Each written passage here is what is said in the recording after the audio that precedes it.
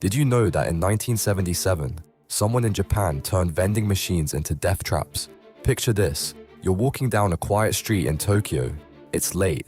You see a glowing vending machine humming in the darkness. You drop in a coin. A cold glass bottle of Coca-Cola falls down. You twist the cap and take a drink. Within minutes, you're on the ground choking and convulsing. Someone had been opening bottles, filling them with deadly cyanide poison, and putting them back in random vending machines across the city. Some bottles had little notes taped on them that said poison inside. Others had no warning at all. At least one person died from this twisted game. The killer left no fingerprints, no clues. No one was ever caught. For weeks, people were terrified to buy drinks at night. The case remains unsolved to this day. So imagine it's 2 in the morning. You're alone on an empty street.